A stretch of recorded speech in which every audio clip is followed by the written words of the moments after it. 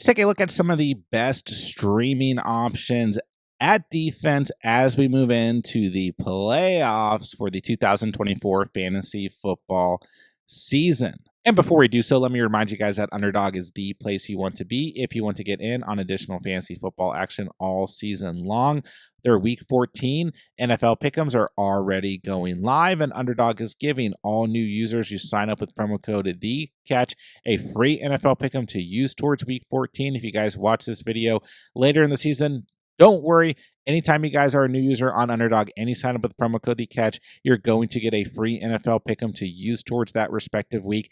And on top of that, you guys are also going to receive a 50% deposit match up to $1,000 when you sign up on Underdog using promo code THECATCH. That link is down below. All right, so let's kick the video off with the Arizona Cardinals defense. This is a defense we've talked about in recent weeks in some of our league-winning videos that we made earlier in the season as a potential team that could help you guys dominate the fantasy playoffs. And we look at the past 4 weeks for the Arizona Cardinals. 9 or more fantasy points in 4 straight games, double digits in 3 of the last 4 games. They sit at just 35% rostered, and they've scored 7.9 fantasy points per game on the season. To wrap up the season here, we get Seattle at home. It doesn't feel like a great matchup, but it's definitely not a bad matchup, and they just played Seattle 2 weeks ago and had 12 total fantasy points, 5 sacks, a forced fumble, and an interception in that game. Geno Smith has had a bit of an interception bug as of late as well. Then moving along here, we get Drake May, a rookie quarterback, in Week 15. Drake May hasn't been awful by any stretch. He's having a decent rookie season, don't get me wrong. But ultimately, should be a pretty good matchup at home for the Arizona Cardinals defense. Then we move into the next week. They're on the road against the Panthers. Earlier in the season, this felt like, heck yeah, we're getting the Panthers. As of late, the Panthers are not playing that bad of football. Bryce Young has definitely improved in terms of his quarterback play, but there is still some potential here. And the Panthers have a tough matchup here in Week 14 against the Eagles, so maybe things kind of start to come back to earth. We shall see, but it is still on paper a good matchup. Then in Week 17, they're on the road against the Rams. This could go either way, really. I mean, we've seen some of these games out of Stafford where he kind of comes out as a bit sluggish, has an interception or two, but as of late, we've also seen for the most part Matthew Stafford playing very well, 2 or more touchdowns in most of his games for the past couple of weeks, and not a lot of mistakes. So I could see this going either way, but ultimately, this is kind of an avoid week for me, unless we're creeping into Week 17 and things start to look a little bit better in terms of this matchup, and maybe the Rams are falling off a bit, but they could also be in the top of the playoff race as well in terms of this division, because this division is all over the place, right? So we'll see how that one shakes out, but really the next 3 weeks, Seattle, New England, and at Carolina are all kind of putting the Cardinals in a position where they should at least give you a decent floor and have nice upside in those matchups. We look on the season, 34 sacks for the Cardinals, 12 forced fumbles, 7 fumble recoveries, and 6 interceptions. Like I said, they've averaged 7.9 fantasy points per game. They've given you double digits in 1, 2, 3, 4, 5 games on the season, and they've had 9 points in 2 games as well. So they should be able to come through, give you guys a pretty decent floor. They sit at just 35% rostered, and they do have some good matchups as we move in to the fantasy playoffs. And next up, let's talk about the team that is going to face the Arizona Cardinals this week, and that is the Seattle Seahawks, currently sitting at 33% rostered, and they have averaged 9 fantasy points per game thus far on the season. So, this week they're going to get Arizona. Last time they played Arizona, was 2 weeks ago. And they had 20 fantasy points in that matchup, 5 sacks, an interception, and they scored a defensive touchdown as well. And they held Arizona to 6 fantasy points. So, this week, they're at Arizona, so I don't know if it's going to go that well, but it certainly could. We've seen just very mixed things out of this Cardinals offense on the season so far, but I have talked about Seattle's defense as of late, talked about them going into Week 13 as a streaming option in our defensive video, and they came through with 16 fantasy points. They did allow 21 total points, but they had 2 sacks, 2 forced fumbles, a fumble recovery, a interception, and a defensive touchdown. Big week for them. That gives them double digits in 2 of their last 4 games, right? They haven't been fantastic on the season, but they haven't been bad. They're the defense 9 on the season. They have double digits in 1, 2, 3, 4, 5, 6 games, and they've averaged 9 fantasy points per game. You're looking at 30 sacks, 11 forced fumbles, 4 fumble recoveries, 9 interceptions, and 4 defensive touchdowns on the season. Now we look forward here. Like I said, this week I think is a good floor option against Arizona, and I think they could definitely come through with another big performance, but we'll see how it shakes out on the road here. Week 15, I don't love it. They get Green Bay, but Green Bay is one of these teams it could kind of go either way, but I probably don't want to hedge against that, right? Then week 16, they get Minnesota. We have kind of seen, Sam Darnold have these kind of head-scratching games here and there, but for the most part, he's playing very good football. And then in week 17, they're on the road against the Chicago Bears. Once again, beginning of the season or earlier in the season, this looked like a pretty good strength of schedule here, and this looked like a good matchup against Caleb Williams and company. But since Shane Waldron's been fired at offensive coordinator, it doesn't quite feel that way. But what I do think is that this defense is good enough, their head coach is a good enough defensive-minded coach, that for the remainder of the season, this is a defense that can give you a solid floor, and they only sit at 33% rostered. So 7, 8, 9 fantasy points with upside, I think, is certainly there as the Seahawks wrap up the season. So if you're in a position where you don't love your starting defensive team and you're in a position where you need to stream a defense, I do think that the Seattle Seahawks are a team that can come through and give you streaming capacity as we wrap up the fantasy season. Next up, let's talk about the Miami Dolphins. Now, this is a defense that I have not trusted on the season. I've been pretty vocal about being against the Miami Dolphins when it comes to fantasy football. They're the defense 27 right now on the season. They have moved up to 48% rostered, and they've kind of been a play over the past couple of weeks, right, that a lot of people have talked about due to some of these matchups, right? We look over the past 4 weeks, they had a nice defensive outing against the LA Rams, Matthew Stafford on the road there, right? Then the following week, they were playing the Raiders, so I was like, okay, good matchup, but they had just 5 fantasy points. And the following week, good matchup, Drake May, rookie quarterback, they had 13 fantasy points. Then this past week on Thanksgiving Day, just -1 fantasy point in the cold at Green Bay. So that's still 2 good fantasy performances in the past 4 matchups and a disappointment against the Raiders, right? But this week, I do like them as a potential play because they're playing the Jets. We just talked about Seattle, who had double digits against the Jets this past week. Breece Hall is probably not even going to play. What are we going to get out of Rodgers? This whole team, this feels like a mess. So the Dolphins, while I do think they're risky, they are a play here in week 14. Then we look down the final stretch of the season. Week 15, they're at Houston. Doesn't feel great, but at the same time, CJ Stroud's quarterback play has not been phenomenal in the past couple of weeks, or actually really on the entirety of the season. So there's definitely opportunity there. Although on the road, I don't know if I love that, right? Then the following week, they get San Francisco at home. And I don't know. By the time week 16 wraps around, we might just be looking at this entire 49ers roster either injured or just giving up on the season. So things could really start to fall quickly for that Niners team. I think we all agree on that. And so that could be a matchup that would be very favorable. Then week 17, they're on the road against Cleveland. And yes, I like Jameis Winston as much as the next guy, but I've been saying for weeks and weeks, every time Jameis Winston plays, there is turnover potential, and this past Monday proved that. Depending on your league's defensive scoring format, right, you could have had 20 fantasy points with the Broncos giving up an insane amount of yardage and a ton of touchdowns. So I'm still going to count that as a good matchup. But what we do know about this Dolphins team is they're very good against the pass. They are allowing some of the fewest fantasy points to wide receivers and quarterbacks as well as tight ends. They've improved against a run in the past couple of weeks as well. We look on the season so far. They have 21 sacks, 5 forced fumbles, 4 fumble recoveries, 7 interceptions, 0 defensive scoring touchdowns. So they haven't been fantastic, but we've seen some flashes here and there, and we know they have a very good defense when it comes to playing the pass, but this doesn't always result in what we need for fantasy points scored, right? But then we look between weeks 9 and 12, they had an interception in every single one of those games. So the potential is definitely there. We're looking at mediocre to bad quarterback play to wrap up the season. And that's no real knock on Stroud or Purdy or Winston or I guess Rodgers, but you got to admit that the potential is definitely there in all of those matchups. So they do sit at 48% rostered, but they could definitely be a play here in week 14 and through the fantasy playoffs. And next up, we have the Tampa Bay Buccaneers, who have moved up to 77% rostered. And this was a team that we also talked about in the league winning videos a couple weeks ago, right? And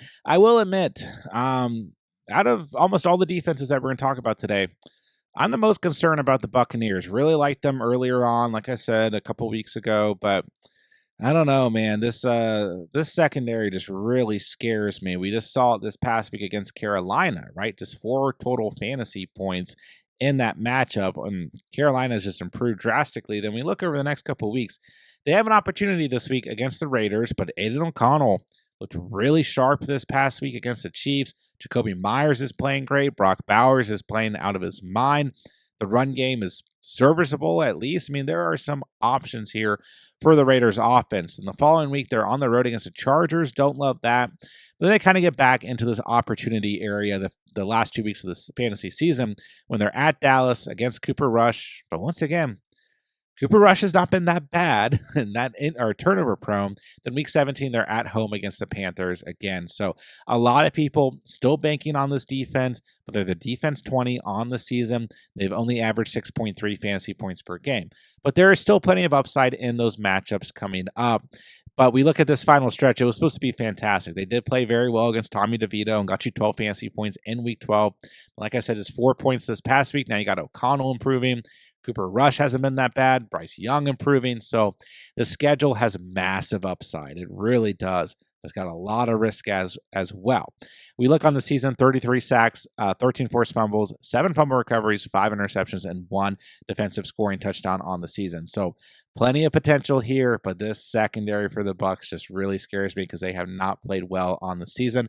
It is worth noting the Bucs have started to play a lot better against the run in the past week or two. So that is nice to see because they were also like bottom 5, 10 against the run for the past couple weeks for the most part until the past 2 weeks where they've definitely improved against Chuba Hubbard, Jonathan Brooks, Tyrone Tracy, and Devin Singletary. So not the best running backs there, but certainly running backs that have been good on the fantasy season this year in Tracy and Chuba Hubbard at times as well. So we'll see what happens as the season wraps up. I'm just a little worried about this one, and they are the highest rostered team that we're going to talk about today, but the overall upside for this end of season schedule is definitely there, but like I said, the risk is there as well. All right, next up, let's take a look at the Tennessee Titans, who have moved up to 48% rostered. We talked about them in our defensive video for the week as they are playing Mac Jones and company here in week 14. And Mac Jones, I mean, he didn't look that bad this past week in relief of Trevor Lawrence, but the opportunity is certainly there. And while they are not a good fantasy defense, coming in as a defense 28 on the season, averaging just 4.2 fantasy points per game, sitting at 26 sacks, 7 forced fumbles, 3 fumble recoveries, and 6 interceptions on the season. They have had 2 double-digit performances since week 9, 11 points against New England, 10 fantasy points against Houston. So there is some potential here. They obviously just got completely smoked by the Washington Commanders. But once again, I'm not trying to talk about the Vikings and the Steelers and the Broncos and these teams that have been performing on the season as a whole, trying to look at deep streaming options for you guys so that we can kind of have an advantage going to the playoffs. And the Titans, they get Jacksonville this week. They get Jacksonville in the fantasy championship. So if they play well enough this week, you're definitely going to want to keep them on your radar as we move into the fantasy championship. I do not like them in week 15 because they play the Cincinnati Bengals, and I am not risking that whatsoever. In week 16, they're playable. They're on the road against the Indianapolis Colts, so I think they're definitely playable. Anytime Anthony Richardson plays, I mean, there's boom or bust potential, right? He could rush for 3 touchdowns or he could throw 3 interceptions, right? So I do think that's a serviceable matchup. But what we really want to look at here is they get Mac Jones this week. They get Mac Jones in week 17. But also note that Mac Jones was not that bad this past week, like I said, and had a pretty clean game. So keep that in mind. But there is upside due to the fact that the Titans will play the Jaguars 2 times between this week and the final game of the fantasy season. Next up, let's take a look at the Atlanta Falcons, currently sitting at 9% roster. This is another defense that I have hated all season long. I do not trust them whatsoever, and they just flat out have not been good, right? They're the defense 26 on the season, but they're coming off of a pretty good performance against the LA Chargers. We got to remember that they do have a defensive-minded head coach. The secondary has just been pretty dang awful on the season, but they have been pretty good against the run. We look at it on the season: 15 sacks, 9 forced fumbles, 3 fumble recoveries, 7 interceptions, and 2 defensive scoring touchdowns. And like I said, 13 fantasy points this past week. Not too shabby. Just keep in mind they combined for 1 fantasy point in their 3 previous games before this past week. But let's just look at the strength of schedule here. Don't like the matchup this week, so lay off this week. They're at Minnesota. But then the following 2 weeks, they have plenty of opportunity. They're going to be against the Raiders. We'll keep monitoring how Aiden O'Connell plays. He could continue to play well, or he could come crashing back to earth at any moment, or he could re-injure that thumb, and then they're sitting with Desmond Ridder at quarterback. So there's certainly opportunity against the Raiders. Then the following week, they get the Giants. And these are the 2 matchups we're looking at here where the Falcons could come through, have a double-digit performance, and be a sneaky streaming option. Week 17, they're at Washington. No, thank you. I'm not risking that against Jaden Daniels and company. But really, they rank kind of high in terms of the strength of schedule for the fantasy playoffs because they're getting the Raiders and the Giants in 2 of the games out of the 3 for the fantasy playoffs. So when we're looking at strength of schedule, teams that play the Raiders are still going to be ranking high because on the season, the Raiders have been one of the best teams to stream defensive teams against, but that was primarily because of the quarterback play of Gardner Minshew. But we'll see how things shake out with Aiden O'Connell, who I am rooting for, but when it comes to these defensive units, not rooting for because it's going to give us more streaming options, right? But if anything, they have a good matchup against the Giants in Week 16, whether it's Drew Lock or Tommy DeVito, there's going to be an opportunity there. So this is a team that's been bad on the season, but if we're looking at schedule, they have some upside moving into the fantasy playoffs. And last but not least, you guys are going to think I'm absolutely crazy, but I just want to talk about the Jacksonville Jaguars just for the sake of argument, okay?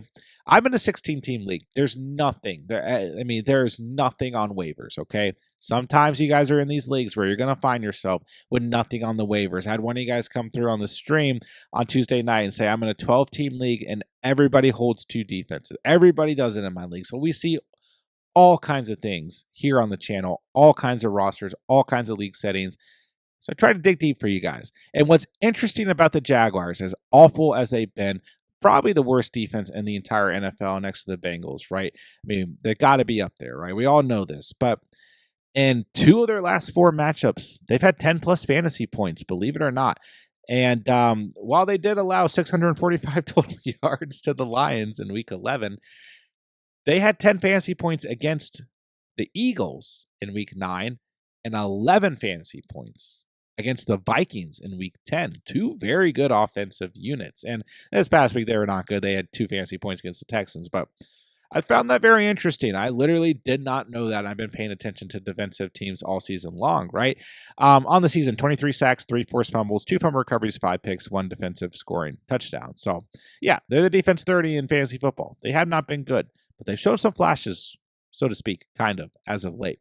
Then we look at the strength of schedule here. They get Will Levis in Week 14, always opportunity, although Levis has been playing better as of late. Then they get Aaron Rodgers and the Jets. We'll take it the way that things look for that Jets offense right now. Then Week 16, they get the Raiders. Then Week 17, they get Will Levis again. And Will Levis has been playing better, but he is still committing turnovers. It's like part of his DNA. He just has to. So there's a lot of opportunity with this final stretch for the Jacksonville Jaguars. I mean, there's a lot of turnover potential between Will Levis twice, Aaron Rodgers, and Aiden O'Connell, right? So listen, I get it. I'm not telling you guys to go pick up the Jags and start them. But when I'm looking at strength of schedule, this strength of schedule is really high up there to wrap up the rest of the season. So tons of risk here, but especially if we start to kind of see some of these floors come through, like 8, 9, 10 fantasy points over the next week or 2 for the Jags. This is a defense to pay attention to because they sit at 5% rostered, and they might just be a sneaky start to wrap up the season. But proceed with caution when it comes to the Jags as we move into the fantasy playoffs. And that'll do it for today's video. There are some teams that you guys can stream when it comes to defensive special teams moving into the fantasy playoffs. As always, guys, I'm answering as many fantasy football questions as I can in the comment section down below. So if you guys need anything whatsoever moving into week 14 of the season or into the fantasy playoffs, please drop me a comment. I'll get back to as many comments as I possibly can. And on top of that, please be sure you guys are subscribed to the channel because we're going to have everything you could possibly need as we wrap up the fantasy season to help you guys dominate the rest of the 2024 fantasy football season. So be sure you are subscribed so that you don't miss out on any of the content. And with that, I'll say thank you guys so much for watching and or listening. And remember, you saw it here on The Catch.